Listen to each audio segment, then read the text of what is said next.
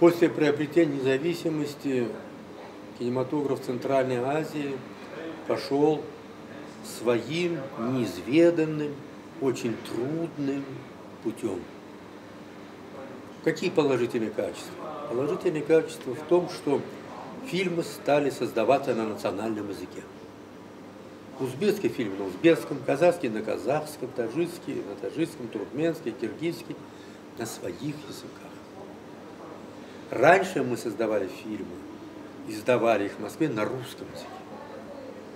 И очень часто фильм так оставался на русском языке. И мы, когда ездили с фильмами за границу на кинофестивале, нам было стыдно. Нас спрашивали, а что такое? Мы хотим узбекскую речь слышать. Почему там по-русски ваши герои говорят? Вот это большое достижение. Большое достижение. Но появились проблемы. С появлением независимости очень много экономических проблем мы увидели. Недостаток средств для кинематографа. Дальше, как грибы, стали расти частные киностудии. Частные киностудии хотят мало тратить и зарабатывать. Значит, они за качеством особо не следят. Они на прокат берут Мерседес, они берут какой-то коттедж, они берут артистов средних, быстренько их снимают. И вот так вот несколько тысяч долларов бюджет фильма прокатывать везде. Какая-то дешевая история, смешная, глупая. Парень с богатой семьи полюбил девушку с бедной семьи. Эти против, то он ее там куда-то увозит. И вот так фильм за фильмом, десятки одинаковых похожих фильмов. Это, конечно, шаг назад. Вроде зритель смотрит. Да зритель будет все смотреть. Он не хочет думать. Мы воспитали зрителя, который вот сидит с попкорном, понимаете? И смотрит ерунду, которую мы показываем. И в Республике Центральной Азии исчезает такое понятие, как авторское кино. Это очень плохо. И государство отдает кинематограф в частные руки. Это тоже очень плохо. Если даже государство на свои деньги финансирует какие-то проекты, эти проекты даются каким-то людям, мягко скажем, не очень талантливым. И поэтому идея дискредитируется. Тема патриотизма становится вот такой. Что? Потому что сделал это человек, который не имеет того мощного заряда, который Бог дает, и образования. Сейчас любой снимет картину. Камера цифровая, все. И вот это большая проблема. Государство должно взять кинематограф в свои руки. Очень хорошо описали. Последний вопрос. В этом же контексте, какие республики можно все-таки поставить в лидеры? Из каких стран такие успешные проекты, успешные фильмы есть? И среди них на каком месте находится Узбекистан? Вы знаете, места сегодня нету.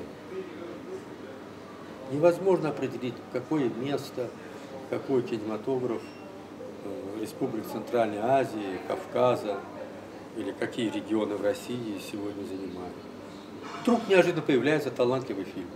Все рады, все смотрят, везде устраивают премьеры. Понимаете? Потом несколько лет затишья. То казахи сделают хороший фильм, то узбеки сделают хороший фильм, получат приз, радуются. Тенденция одна нехорошая. Молодежь часто попадается на удочку некоторых кинофестивалей, которых в мире 200 с лишним, 250-300, да? И создают фильмы в угоду этим фестивалям. Вот он снимет 10-минутный фильм, где покажет негативные стороны жизни Киргизии, или Казахстана, или Таджикистана, Узбекистана, покажет каких-то людей, опустившихся, понимаете, покажет какой-то кишлак, где очень плохо живут люди, покажет какую-то девушку, которая ездит зарабатывать деньги в Арабские Эмираты своим телом, своей красотой, смакуют это.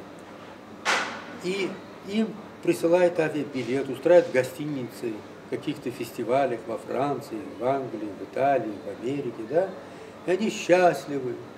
Там завтрак в отеле, потом шведский стол, потом коктейли, все у них интервью берут, и он чувствует себя прям, знаете, героем. Зачем поддаваться? Ведь они там, некоторые фестивали, некоторые страны, у них вот какое-то скрытое такое желание еще раз удостовериться, что они живут лучше, что они более культурная нация. Хотя и узбекской культуры, и татарская, и казахская, и киргизская культура. Какие есть имена? Везде же люди живут, везде есть доброта, везде есть гостеприимство, везде есть интеллигентные люди, талантливые, музыканты, певцы, танцоры, писатели. Правильно, да? О них расскажи. Расскажи фильм, сделай про своего деда, который без ног вернулся с войны, и он воспитывает внуков, делает добрые вещи. Не надо ковыряться вот в грязном белье. Вот это я всегда молодежи везде говорю. Будьте осторожны. Столько прекрасных вокруг тем, столько прекрасных. И рассказывайте об этом. Да, есть конфликты. Ты эти конфликты, пожалуйста, показывай, но не в мусорной яме, не в какой-то страшной ситуации.